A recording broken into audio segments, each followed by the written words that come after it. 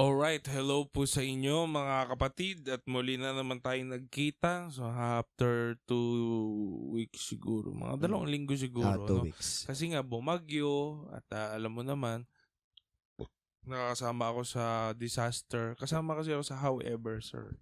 Oo, but however. Ha? But however. Yung sa mga memo, 'di ba? Parang Okay. all the government offices and the schools in the whole province of Nueva Ecija are suspended. However, yung mga no. work at saka yung class. Pero okay lang, ano. So medyo ito natatawa ko, ma-share ko lang, ano. Meron akong kakilala nagsabi na, alam mo, buti na lang talaga salamat sa Diyos. Bakit? Kasi hindi tayo pinabayaan ng Diyos, lumihis yung bagyo. Papataas. Kasi tumaas yung bagyo eh. Hindi siya, dapat sa atin ang tama eh. Tumaas. Natatawa ako, nag-iisip ako, parang meme na sa utak ko, yung mga nasa norte, paano naman kami? Pero ganun yung tao, no? Ako na-realize ko na iniisip ko ito lately, na ang tao, kapag pakabig sa kanya, kahit na mayroong iba na salamat sa Diyos. Parang ganun, ano. Siguro, mainam huminto na lang sa salamat sa Diyos na phrase. Na sabihin natin na hindi tayo ang tinamaan. Sentro. However, kumbaga, kaawaan din naman ng Diyos yung dinaanan. So sana, bigyan din tayo ng puso na tulungan din sila. Siguro, meron pang mga taong iilan-ilan na naniniwala sa, ang lakas ko talaga kay Lord. Di ba nga ganun? Marami pa. No? Marami pa. Nung ano lang eh. Ano nangyari? Nagre-record pa din, pero ganyan lang. Okay. Sorry kasi yan eh, bago yung phone. Bago yung pang-record. Okay. So actually titingnan namin, pag na-upload namin ito, gumana. Di ba?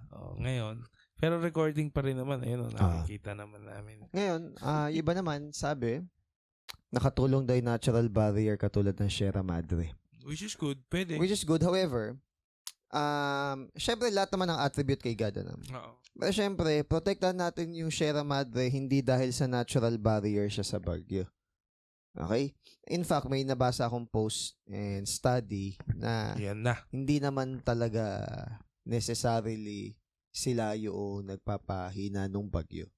Actually, kung ang ating mga mountain ranges ay hindi nakakalbo at maraming mga puno. At halaman, is nalilesen nila yung na-emit na heat kasi nagpo-produce sila ng more oxygen na kinakailangan natin.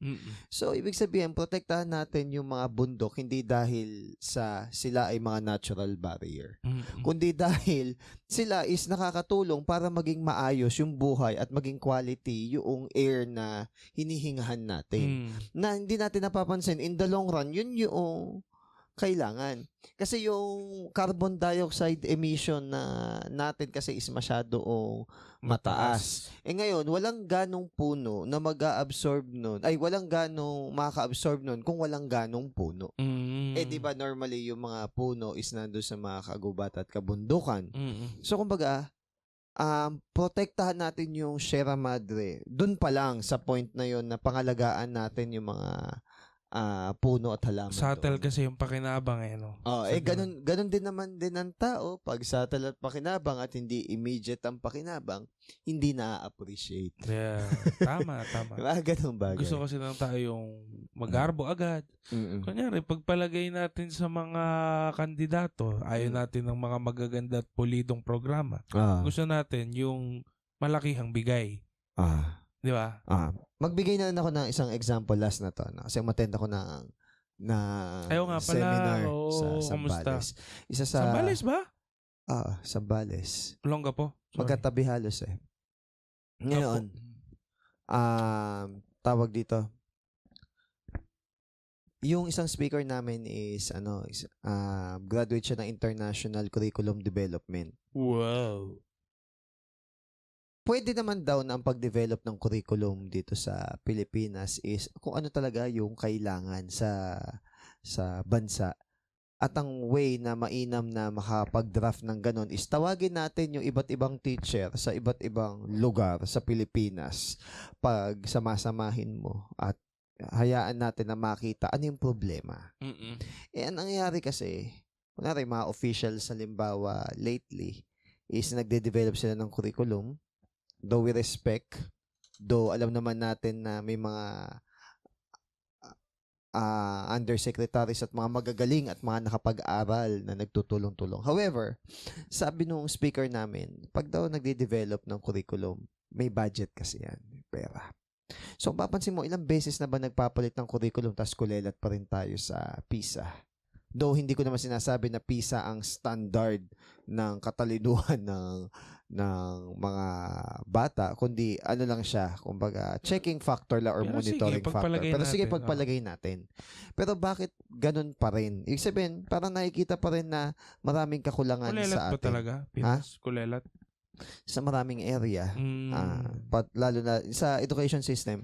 So parang ang iniisip ko at doon sa takbo ng usapan, gusto ba talagang ma-resolve ng gobyerno yung education system problems? Knowing na every time na magpapalit ng curriculum is malaking budget yung gugugulin. So, sana... Ano bang mga mga napalitan na? Hindi, katulad nito, may matatag curriculum. Okay, ngayon, may pinupush na naman? May pinupush naman na another curriculum, babawasan yung tawag dito yung mga core subject, tapos papalitan. Is aalisin na yung mga strand sa grade naman. 11 so, and 12. Panibagong ano na naman. That is another budget. Hindi ako directly nagsasabi na pera. Anong opinion mo? Anong opinion mo dyan? Ang opinion ko... Or gusto mong mangyari? Ang gusto mong mangyari? Kung ikaw.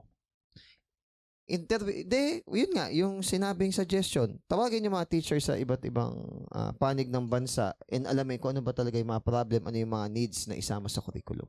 Now, kumuha din tayo ng mga experts na nagde-develop ng curriculum sa ibang bansa. Now, compare natin. Ano yung mga effective sa ibang bansa na applicable sa atin? Kasi tayo naman, ang ginagawa naman din natin minsan, nangongopya lang tayo na hindi tinitignan ko effective ba sa atin. So yun, both ways. Kumuha tayo ng help dun sa mga countries na talagang alam natin na nag-excel academically.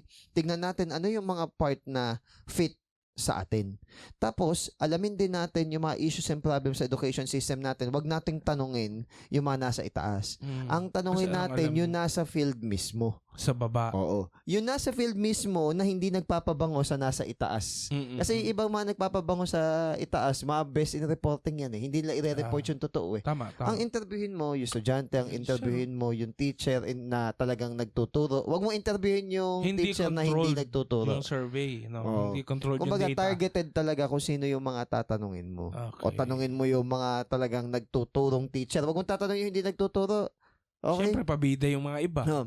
In fact, sa Canada nga, karamihan sa mga ministers and officers doon, in line doon sa kung ano yung tinapos nila, yung sa posisyon nila.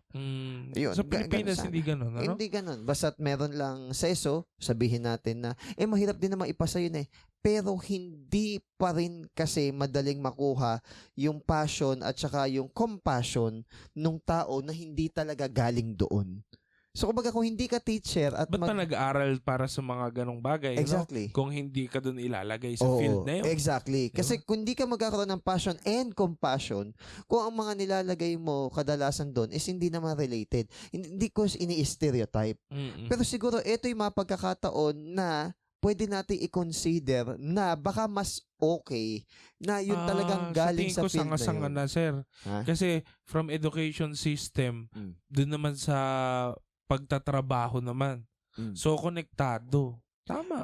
Kaya nga, aayusin yung curriculum na kung saan pine-prepare yung mga tao sa kung ano yung essential, hindi lang sa buhay, kundi sa work. Pati sa working culture, may problema din tayo. Kasi for example, sa Japan, yung mga bata tinuturuan na yung maging independent. Yung halimbawa, sa pagkukumpuni sa mga simpleng gamit sa bahay, yung pamamalengke, pagluluto, yung mga simpleng ganun. Mga daygar dun, malulupit eh. Ngayon dito, mayabang, proud pa sasabihin, hindi ko nga pinadadapuan ng lamok yan eh.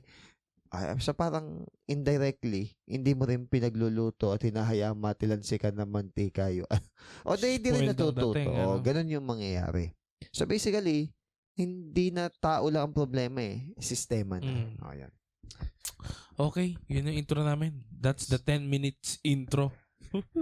So, okay, punta na tayo sa ating last recording natin. Pinag-usapan natin sa Galatians pa rin tayo, which is ang nangyari is meron pa rin silang mga holidays na unbiblical o kumbaga legalist pa rin sila. Legalistic pa rin sila in a way. Okay. No. Okay. No. So, posible pala sir na ang isang Kristiyano ay hindi pa fully din mabitawan yung mga nakasanayan niya na pinabibitawan ng Diyos. Tulad ng mga religious practices. Okay. O, di ba? Yung mga at minsan nagiging problema pa siya katagalan dahil paano kapag yung isang tao hindi nagawa yon. So, na-ostracize mo siya or nababrand mo siya. Nalalabelan mo yun siya. So, yun yung isang problema sa Christianism is or Christendom is yung legalism. Okay. Na ang hirap niyang hindi matrace ang hirap niyang ma-identify. Okay. Kasi napaka hindi halata. No. So, hindi naman ako legalistic. Nag-aano lang ako. Kaya hindi mo alam kung ano ang line. So, yun yung last week. So, kung gusto nyo pong papakinggan, punta nyo last week. So, kaya ito yung katuloy. Okay. Saan tayo ulit? 21 lang. Okay, 21. Kayong mga gustong sumunod sa Jewish law. Yun na nga. Yun yung premise O yan Kayong mga gustong sumunod sa Jewish law. Sabihin nyo sa akin, naiintindihan nyo ba talaga ang sinasabi ng law? Okay.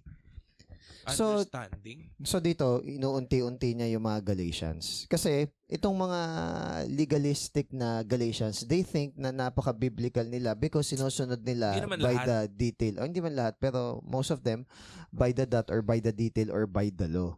Sige, kung sinasabi nyo by the law, de sana naiintindihan nyo rin yung sinasabi ng scripture sa Genesis pa lang para maintindihan nyo kung ano ba talaga yung pamumuhay na isinasapamuhay nyo. Kung yan ba talaga yung tinuturing na New Testament. Okay? Bakit ganun? Ang problem kasi sa Galatians, ang nakita nila yung advantages ng law. Maraming advantages kasi kapag may law. Una is outwardly, meron kang mga rules na sinusunod. At least clear, di ba? Okay, bawal to, ito'y dapat gawin. Kaya nga, kunwari sa format ng research, ito'y dapat gawin, ganito yung border, ganito yung font size. So, meron tayong certain rules na sinusunod. Second, mainam yung law sa tingin ng mga Galatians because pwede mo i-compliment yung sarili mo na, yes, nasunod ko. Di ba? Yes, nagagawa ko to. So, kumbaga, nagkakaroon ka ng objective. Nagkakaroon ka ng more confidence na, yes, nagagawa ko to. And pangatlo, ito yung nakakatakot pero advantage sa tingin ng mga Galatians is that pwede ka mag-take ng credit sa sarili mong salvation. Kasi mas masunurin ka sa law, mas mabuti kang tao, mas na o-obey mo yung word ni God. Well, typically, ganyan ang mindset ng karamihan sa Pilipinas. Ng most, if not all. Okay. Di ba? Na plus point. Di ba? Plus point minus sa... point. Plus and minus point sa langit. Siguro hindi pa nagagrasp ng tao. Hindi ito ang ino-offer ng New Testament. Okay? Kasi dito, hindi tayo under ng law. Pag under tayo ng law, ibig sabihin, alipin tayo ng batas. Nung tayo ay nasa Old Testament, under tayo ng law. Pero nung tayo ay nasa New Testament, by grace, under tayo ng grace, yung law nakapailalim sa atin. Kahit ba sobrang tagal na ng panahon na lumipas sa pagitan ng Old, di naman natin abutan yung Old Testament no? Di ba? Meron pa rin ba ng mga remnant ng mga pagiging Old Testament believing na isang tao? Marami. Kaya nga dumami yung simbahan ngayon tapos yung iba kulto na nga Because yung iba doon legalistic, yung iba naman they claim to be halo na. Kumbaga, kaya nga sinasabi ko, may mga modern day Pharisee. Very legalistic. Okay. Ano ba yung mga pansin mo talaga, mga bigay ka ng mga top 3. Tithes and offering. Top 3? Sige, Na top 3 legalistic? lang. O kaya mo mag top 5? 3 lang. Ganun. Sige, tignan natin. Sige. Tithes and offering. Yun yung una. Isa-isa. Tithes and... Ano yun? Parang, sa bagay, oo, may mga namimilit, no? Nananakot din, ano? O kaya naman, hindi man nananakot, namamanipulate or natutwist. Though wala akong problema. Okay, personally wala akong problema sa tithes and offering because nakikita ko naman na may need yung church. Okay? Tsaka nakikita ko yung objective thing na hindi siya, sa akin, hindi siya compulsory sa akin. Hindi siya issue sa akin. Kasi, saka maluwag sa'yo. Talaga namang kailangan, may sobra ka din naman talaga. Saka dapat lang. Actually, dinedemand nga ni God, your all Oo, hindi lang 10%. Parang, hindi ka dapat manghinayang sa 10%. Pero sa akin, hindi yung minamanipulate na ipinipirahan lang ako na So, kumbaga, kaya ako nagbibigay, alam ko at mulat sa katotohanan na mayroong operational expenses ang simbahan. Ang saan nagkakaproblema dyan? Nagkakaproblema kapag halimbawa, talagang walang-wala yung tao. Mangungutang, itatights pa yung utang, yung mga ganun. Yung nitty-gritty ng utang. O kaya naman, inaalam yung sweldo, tapos kukomputin, ito yung dapat itights mo. Tapos parang nangyari, naging obligatory doon sa tao. Tapos buti sana kung tithes lang, merong offering, may vows, may pledges, may seed, may first fruit. Lahat na nang pwedeng maimbento para makapagbigay. Okay. So, kumbaga, yung ganun, hindi dapat... Bad shot sa'yo yun. Bad shot sa akin yun. However, yung extreme din naman nung kabila na ayaw mo magbigay unabes, check mo rin yung heart mo. Baka naman greedy ka rin at saka kumbaga is cornepo. Apathetic. Hindi cornepot apathetic. Cornepo. Yung kumbaga hindi ako magbibigay. Tapos hindi ako bothered na hindi ako nagbibigay.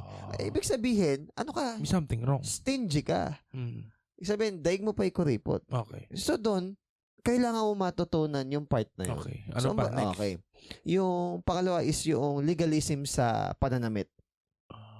Ay, ang ganda kasi lahat yan subtle Umasog ka sa kaliwa ng konti, tama. Umasog ka sa mali. Legalism sa pananamit. Sige.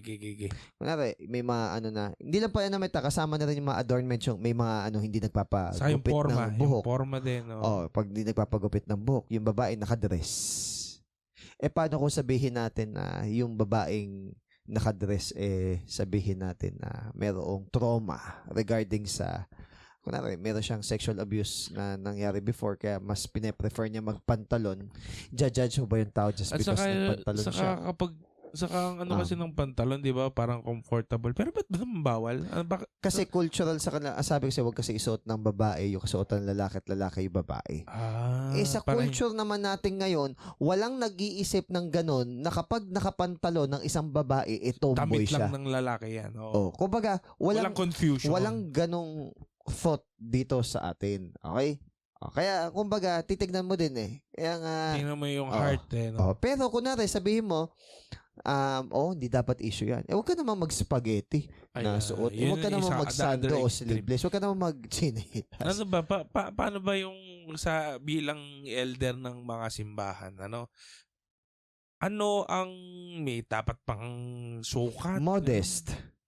Ng igsi? Modest. Ibig sabihin, yung any area na pwede maka-disturb na yung term, kunwari, napapailang yung tao dahil sa suot mo, huwag mo na isuot. Okay. Yun. Kaso nga lang, may mga tao na hindi sensitive. Ngayon may magsasalita, kunwari, yung gender and development. Nako po, report ko bukas. Hindi naman kasi biblical yan. Okay? Hindi naman biblical yung buong concept ng gender and development. Kaya ako personally, huwag nyo sa akin ibibigay yan. Dahil pag binigay nyo sa akin yan, ang gagamitin kong basis is yung Bible, hindi yung basis ng tao. Kasi kung bibigyan nila ako ng God na GAD, pakikilala ko yung GOD. Kasi hindi ka naman kasi talaga proper Hindi mo nag-exist yan before Okay? May roles ang lalaki at babae. Gender roles. Hindi sila demonize kasi sinasabi kasi stereotyping. Hindi ko sinasabi na hindi equal yung lalaki at babae. May mga roles specific lang. roles na kabe. Kunwari, nagsabi ko ng roles because of the biological imprint at biological function ng babae at lalaki. kunwari, sinabi ng, hindi, dapat yung ginagawa ng lalaki, pwede din babae. O di, pwede rin kami manganak. Ay, hindi Pwede ko naman ba ipilit? So, sabi mo, hindi naman ganun. Hindi dapat, i-equal mo sa lahat. Oo, equal mo sa lahat. Okay. Even sa science and even sa Olympics, nag-i-issue to sa Olympics yung, tawag dito, yung magkaiba yung sa lalaki at sa babae. Hindi dapat equal lahat. Pati mga transgender, blah, blah, ganyan. Hindi ba natin naisip na kaya pinaghiwalay? Walang men's basketball, wala nang ganon. Oo, ilalahat na daw.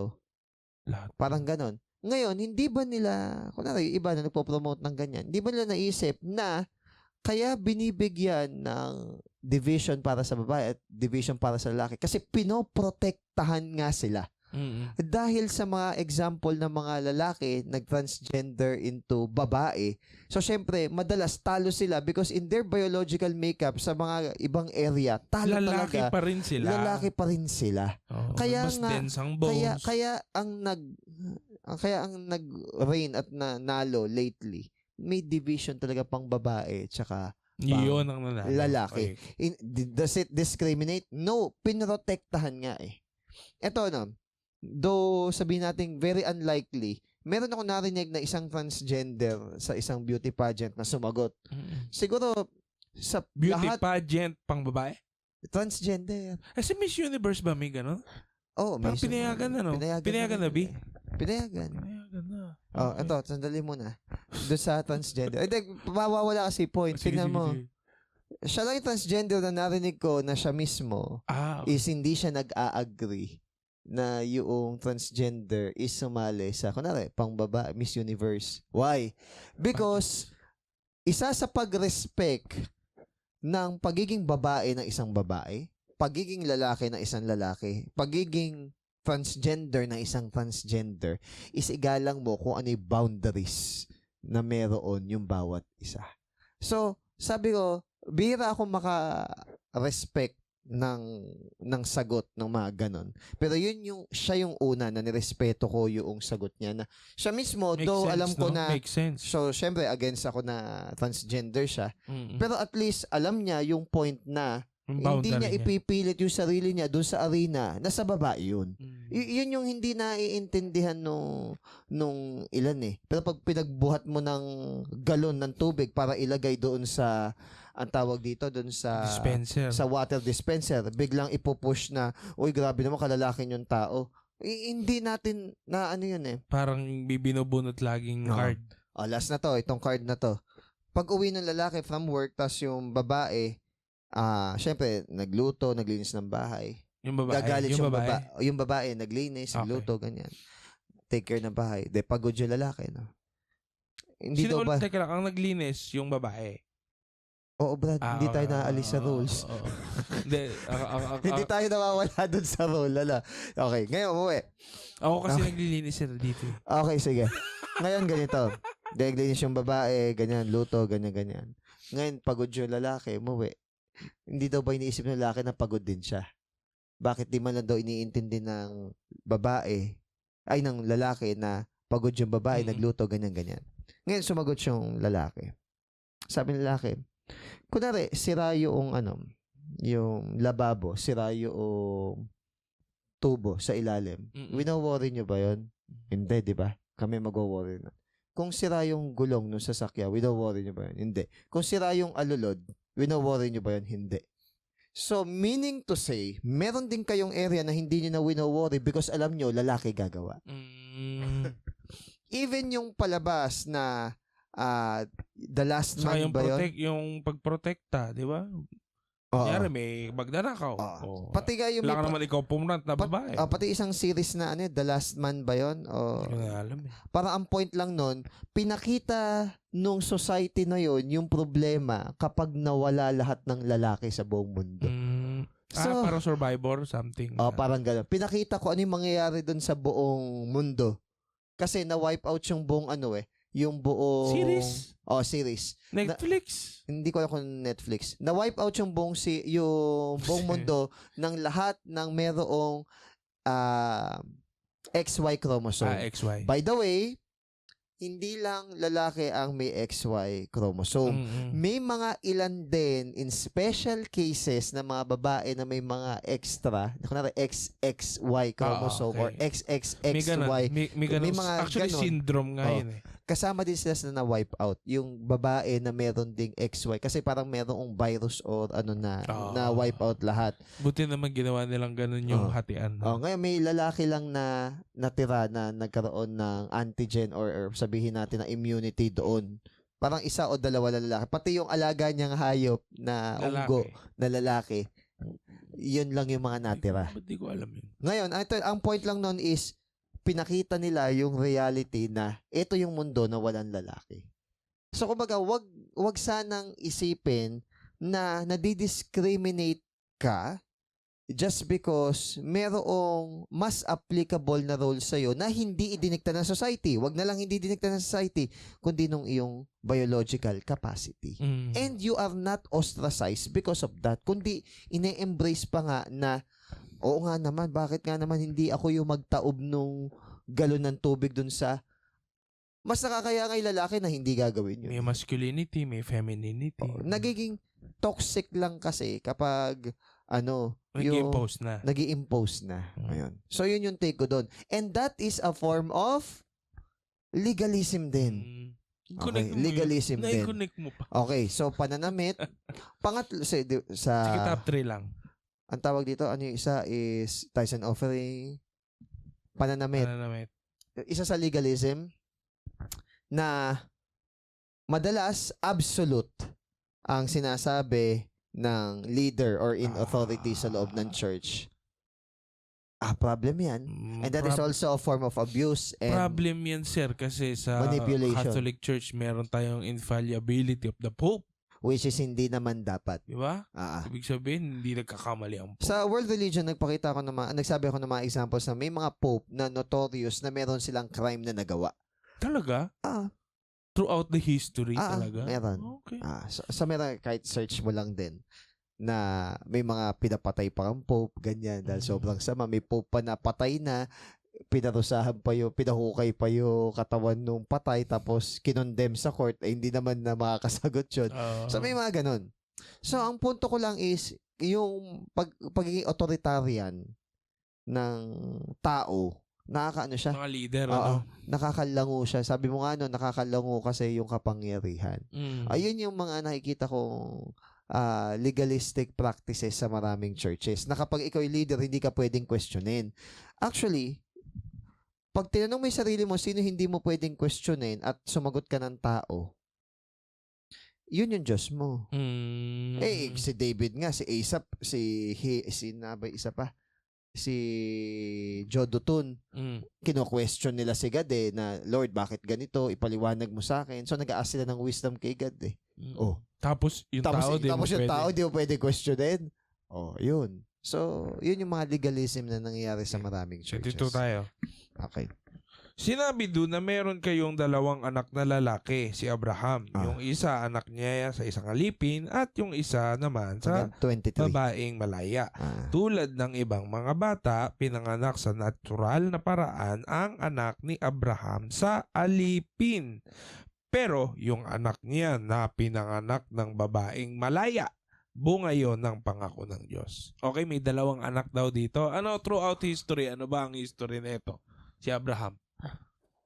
Si Abraham kasi is pinangakuan ng Diyos na pagpapalain niya ang mga bayan sa pamamagitan ng kanyang binhi, which is si Isaac. So, sabihin, yung child na yon is born nung promise ni God. Kaya nga lang... Kasi di sila magkaanak ng asawa niya. Si Sarah. Nangako ang Diyos. Ngayon, nung si Sarah is hindi na talaga able, parang tinulungan nila si God sa pamamagitan ni Hagar o yung katulong ni Sarah. Kaya ko bang sabihin na hindi sila fully nag-trust kay God kasi gumawa sila ng paraan. Yes, nung time na yon, yes. Diba? Gumawa sila ng sariling parang ways. Parang hinelp nila si God. Hindi naman kailangan ni God ng help. Ang kailangan parang nainip. Possible din. Diba? Parang nainip sila na, di ba may promise ka God? Baka ito na yun. Baka kailangan ko lang gumawa ng paraan. Sa sarili kong paraan. Take note ng pinag-uusapan pa lang natin dito, 2 anak. Pero sir, sin yun? Nung siya is, sin ba yun? I would consider that as a sin. Because it is a distrust or sabihin natin na kahit na impatience. alipin, no? Kahit na alipin yung technically. Tandaan mo, maraming sin na nagawa mga characters, especially sa Old Testament, pero kumbaga, hindi standard pinut against ni God sa kanila. Diba? Lalong-lalo na wala pa yung law. Diba? Tama. So, kumbaga, inan lang. Oo nga, no? Hindi inimpute sa kanila. Okay. Pero may concept na ng slavery noon, ano? Oo. Dahil slave si Hagar. Pero may concept na rin ng sin and consequence. Kasi hindi mo maipagkakaila eh.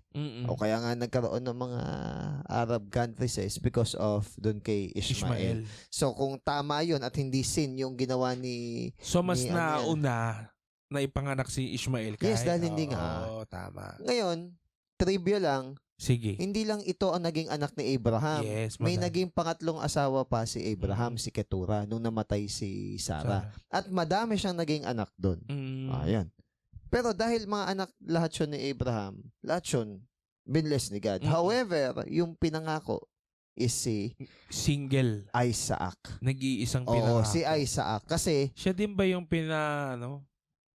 yung inalay? Papaalay sana. Oo, siya din. Ngayon, si Ishmael is born out of the flesh. Ibig sabihin, pinilit nila, tinulungan nila si God diskarte nila diba? Sariling sabi ni Sarah, total, katulong ko naman to. Sige, pero nainis naman siya, no? Ay, kaya nga. Nainis din siya nung...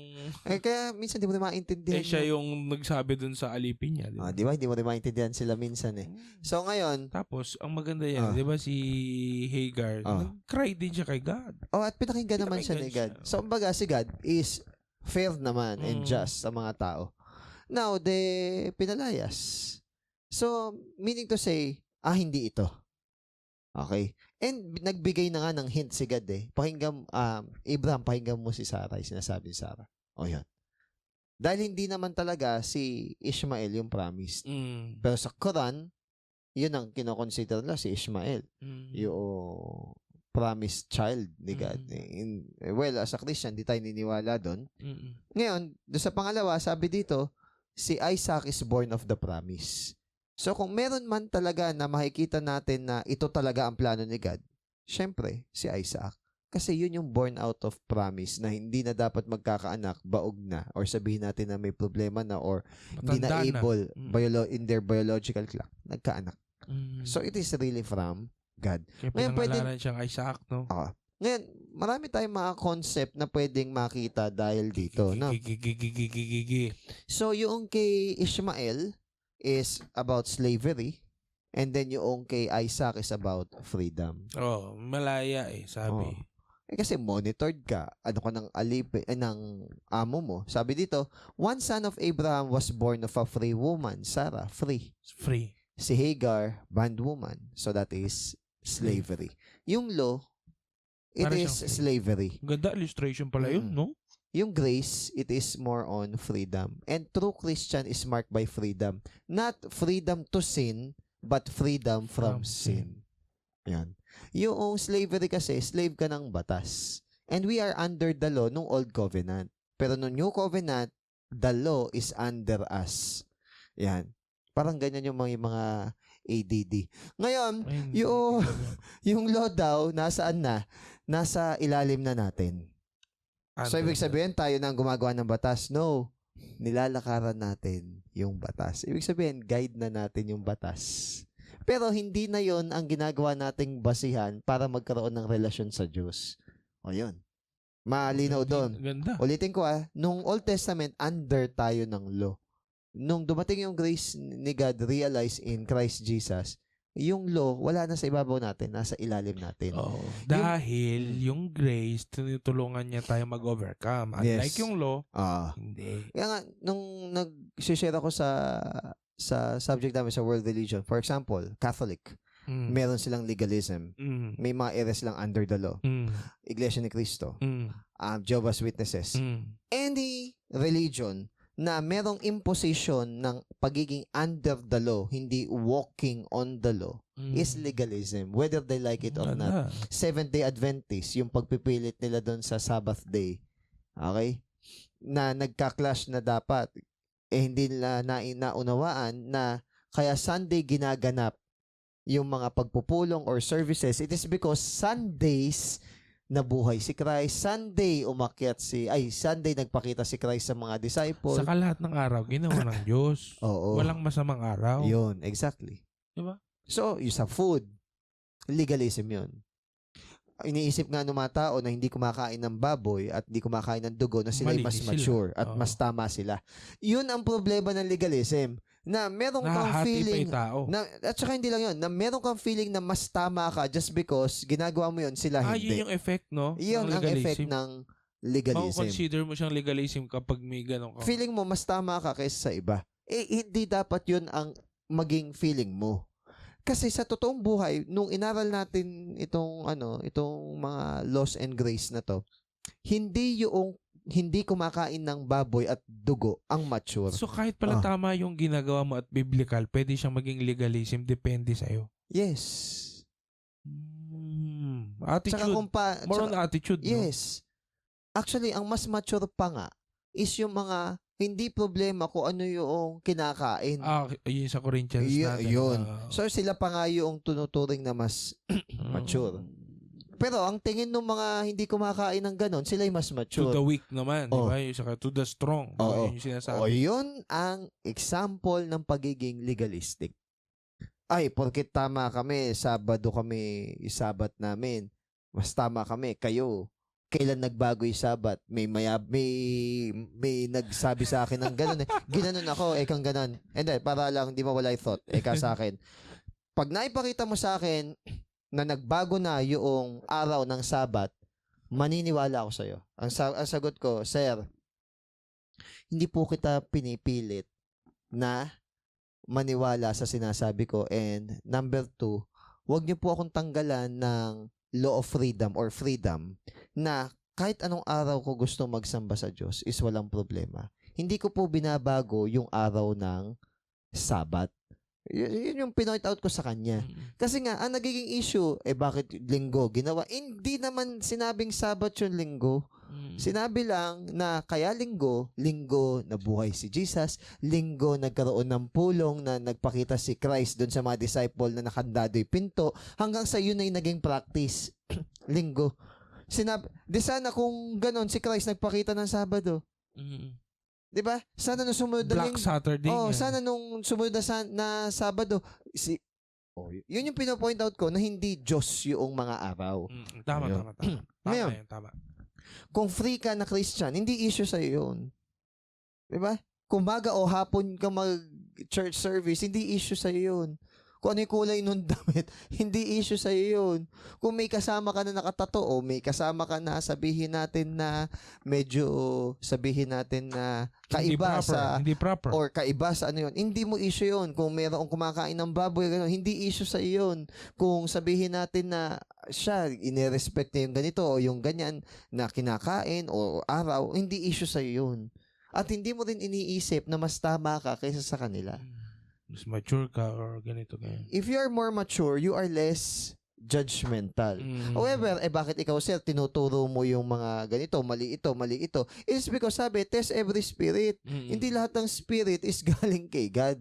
At saka, sinasabi rin ng Bible na talagang i-expose mo yung mga tao na nagsasabi ng yung mga false prophet, yung mga false teaching and doctrine. I-expose mo talaga yung mga ganun. O, yun naman yung nilalakaran natin na kwan. Pero yung kunwari, hindi mo naman nakikita yung intention ng tao, bakit niya ginagawa yun. Yun ang wag mong easily i-judge. Yun. So, kumbaga, dito, sinasabi lang dito na kung ang ikinayayabang or ang ikinaangat nyo sa ibang Christian is because nasusunod nyo tong mga batas na to, baka hindi nyo nabasa James 2 verse 10. Na ang taong sumusunod sa batas at nagkasala sa isa ay guilty na hindi sinunod lahat ng batas. Second contrast bago yung susunod na verse. Kung yung una is about freedom versus slavery, yung pangalawa is promise versus flesh. Sino nag-effort nung sa flesh? Ikaw. So pag may sumablay, ikaw din ang sisisihin. O, di ba? Pero sa promise, sino nag-effort? Si God. Ngayon, pag sumablay, hindi sasablay. Kasi si God yung nag-promise. So, walang ganon. So, kumbaga, yun. So, kumbaga, nababawasan yung worry or naaalis yung worry natin is because hindi tayo hindi sa atin nakasalalay. Ayun. Kundi nakasalalay kay God. Perfect. Next, 24 to 27. May malalim na kahulugan. Ito. Symbol ng dalawang kasunduan, yung dalawang babae. Yes. Si Hagar ang symbol ng kasunduan sa Mount Sinai. Okay. So yung lono, dahil alipin siya, mga alipin din ang mga anak niya. Okay. Si Hagar nga ang symbol ng Mount Sinai na nasa Arabia. Okay. At siya ang symbol ng Jerusalem ngayon. Okay. Kasi alipin siya pati mga anak niya. Okay. Pero ang nanay natin, hindi siya alipin. Siya ang symbol ng Jerusalem na nasa langit. Okay. So magkaiba Jerusalem ngayon. Jerusalem sa langit. Kasi magkaiba yung Jerusalem in the flesh at Jerusalem in the spirit. Yes. Sige, tuloy mo hanggang 27. Magsaya ka, babaeng di magkaanak. Sumigaw ka sa tuwa. Ikaw na di nakaranas ng hirap sa panganganak. Okay. Dahil mas marami ang anak ng babaeng pinabayaan kesa dun sa babaeng may asawa. Yun na yun. Bago ko i-explain to, ito yung ginagamit na verse nung nag-share sa Freedom Park, yung may God the Mother. Okay, tatandaan mo yan. Okay. Tandaan may natin. May video kasi siya na Korean di ba? May Korean na, parang Korean leader nila. Leader nila. Pero kaya Chinese parang. Korean. Kaya mainam na nagbabasa tayo ng Bible. Dito pala sinasabi symbolic. Ano bang tinuturo nila? Bakit ano bang nila sa verse na to? May God the Mother, may God the Father, may God the Son, ano na lang day kulang? Mother. Yun kasi is a concept ng tao. That's a human concept.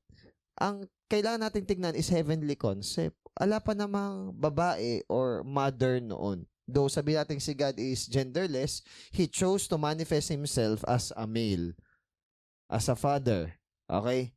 Hindi God the Mother. Yung mother na binabanggit dito is symbolical ng Jerusalem. Kasi sinabi, ina natin na nasa langit. Ang binabanggit lang na to is yung Jerusalem na spiritual. Hindi sila sabi na may Diyosa doon na kasi nga yung yung mga lugar, personification nila babae, no?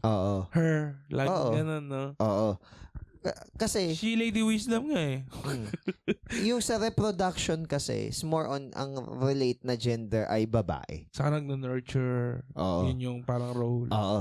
Tsaka yung comforter, babae. So kumbaga, kung ganun, pwede rin pala tayo magtampo na, bakit ganun sa kanila lang. Oo nga, pero hindi naman. Hindi naman, sana lang issue yun. So, ito naman. Well, siguro, maisingit ko lang, dahil siguro throughout the history, may oppression din sa babae. Ang problema nga, baka naman na-over naman na ngayon. Yun naman. Ngayon, ang punto naman dito is, clearly, ginaguide tayo ng Holy Spirit na intindihin ano ba yung sinasabi talaga ng Scripture. Isa-isahin natin na. Sabi dito, yung isa is from Mount Sinai. Ano ba yung meron sa Mount Sinai? Yung law. Then yung isa naman is heavenly, which is yung Jerusalem na free. Kaya pag sinasabi mo na anak ka ni Abraham, ngayon, pag sasabihin mo na, not necessarily yun yung, tawag dito, pag sinasabi mo yung salitang anak ni Abraham, nakalimutan nyo ata na dalawa yung prominent na anak ni Abraham. So, susuriin mo pa rin. Anak kayo ni Abraham. Sa anong lahi? Kay Ishmael? Sa labas? O sa, tawag dito, o kay Isaac. Kaya nga, yung mga Pharisee, nirebuke ni Jesus Kaya yung mga Pharisee huwag yun ang basihan nyo. Kaya yung mga Pharisee, parang sa kanila, sila yung mga anak sa labas. Why? Kasi, naging anak lang sila by the virtue of flesh. Hindi ganun. Sinabi nga ni God, even sa mga bato na to, kaya niyang lumikha ng mga children ni Abraham. So, it's a spiritual. Bakit? Nung tinanggap ba ni Abraham yung salita ng Diyos, ang basis ba ay law o yung promise? So, syempre, ang sagot, basis is wala pang promise. law nun. Ang basis nga niya promise. So by faith. Kaya tatanungin mo, hindi si Abraham kasi ganito ganyan eh. Pero by faith ang ginamit ni Kaya Abraham. nga by faith eh. Biruin mo, kinamatay niya, hindi naman niya nakita physically yung pagdating ni Jesus. Pero nagtiwala siya na darating yung Messiah. Yun. Tapos may nagsabi, bakit sir, ganun? Wala namang binabanggit. Hindi ka ko. Genesis pa lang sinabi, and the seed of the woman will trample yung ulo noong serpent. It will crush his head. So, alam nila yun. Genesis pa lang, binanggit na yon kay Adam and Eve. Imposible na hindi nila alam yon bilang mga Hudyo. Alam nila yun, kaya nga hinihintay nila yung Messiah eh. So, naglo-look forward sila sa pagdating kay Jesus by faith, hindi by flesh. By faith. Now, to continue, sabi dito, pag sinabing covenant, kontrata. Contract. Old Testament, New Testament. So, yung isa is nakabase sa law-keeping. Yung isa is base naman sa promise ni God. So, mamili ka. Ako, dahil hindi na ako nagtitiwala na kaya ko pa maging matuwid sa sarili kong pamamaraan, nagtitiwala na ako sa Diyos kasi siya yung nagbayad para sa aking mga kasalanan long before. Pero hindi mo yun i-extreme. Kasi, hindi mo pwedeng sabihin na if grace abounds, if sin abounds, grace abounds even more. Tapos sabihin mo, dapat mag-sin pa tayo. Na ano lang kami na-realize lang. Ano yan? Pag-aralan kasi namin ito eh. Sa social work eh. 'Di Mm. ba ang law is tutor siya ng paparating? Tutor siya para pagdating na noong paparating, which is si Jesus, na-prepare na natin yung mind natin, yung heart natin, pamumuhay natin. Para kapag nandyan na, mature na, okay na. Sa social work kasi, saka baka hindi lang sa social work, more on sa pag-aalaga din sa mga bata, no, is merong certain age na talagang do's and don'ts. Pag bata pa, di ba? Huwag yan, huwag mo gawin yan. So parang by law. Which is yun din yung sinasabi dito na yung anak ng hari, bata pa siya, kailangan niya sumunod. Yun din yun. Sige, tuloy mo. Yun lang. Pero once na na-trained sila, at lumaka na sila, hindi na nila kailangan yung law or yung fear ng law na yun para magkaroon sila ng satisfaction o ma-obey na magawa nila yung tama. Kailangan na ma-instill na sa kanila na kalalakan nila yung values. Ayun. So, kumbaga, hindi na sila gumagawa ng tama because dun sa fear na kapag gumawa ng mali, paparusahan. Hindi na dun sila nag-operate. Kundi, nagwo-work na sila in the basis ng pag-ibig at saka malasakit sa Diyos, sa tao, at saka sa kapwa. Kasi di ba nung una, yung tribe ng Israel, trivial eh. Di ba? Tribal. So parang parang bata eh. Kung parang nagsisimula pa lang sila. So, baka ganun kako.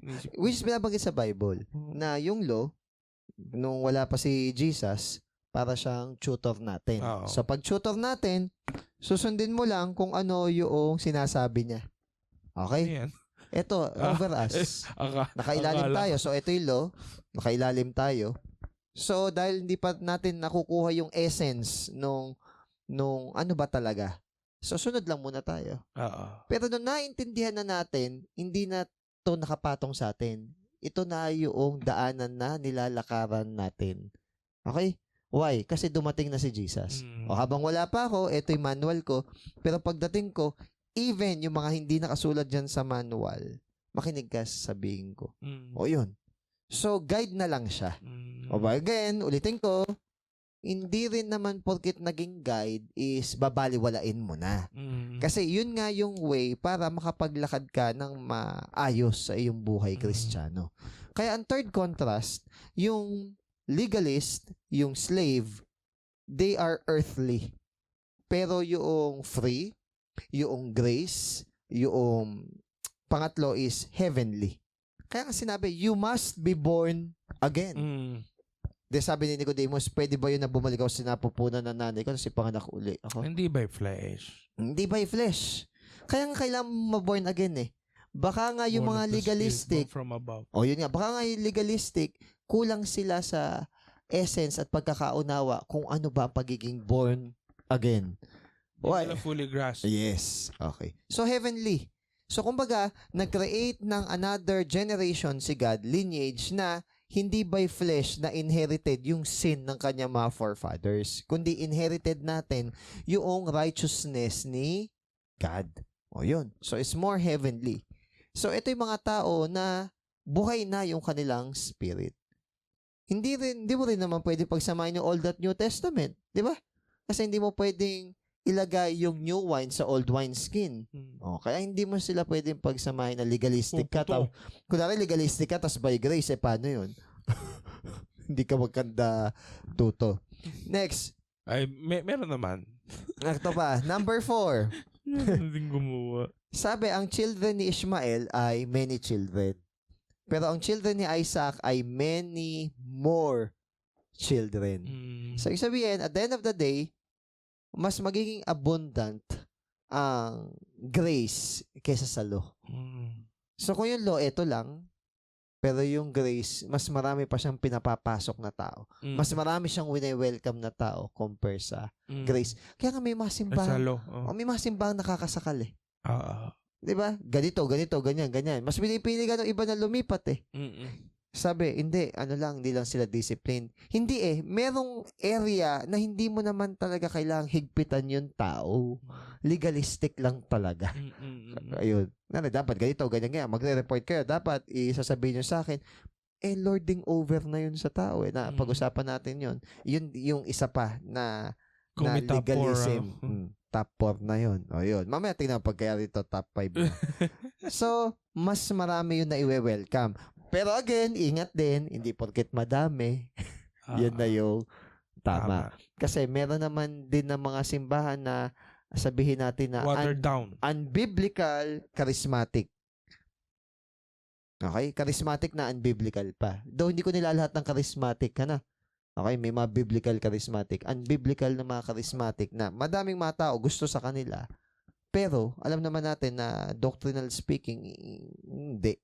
Pag mali ang core doctrine, anong salvation ang ino-offer mo sa kanila? Questionable. Last, 28 to 31. Ngayon, mga kapatid, gaya ni Isaac, mga anak tayo ng Diyos dahil sa pangako niya. Kung dati pinapahirapan nung pinanganak sa natural na paraan yung pinanganak sa Espiritu ng Diyos, ganun pa rin ngayon. Pero ano nga ba ang sinasabi sa Scripture? Okay. Palayasin mo ang babaeng alipin at ang anak niya. Walang parte sa mana ang anak ng alipin. Okay. Ibibigay ng buong buo ang mana sa anak ng babaeng malaya. Kaya mga kapatid, di tayo mga anak ng babaeng alipin. Anak tayo ng babaeng malaya. Ngayon natutunan natin yung law, dumating na yung teacher, si Jesus, grace. Tama na, hindi na yung law ang natin, ang master. Ang master na natin ay si Jesus. Tutor lang yun. Okay? Pag dumating na yung magulang natin, yung magulang pa rin natin, hindi na yung teacher. Magulang pa rin. Ngayon, sabi dito, another difference ng Ishmaelism at saka ni Isaac. Hindi, yung kasi yung nakalagay dito. Ishmaelism at saka kay Isaac is yung pagiging legalistic, sila yung pe-persecute madalas.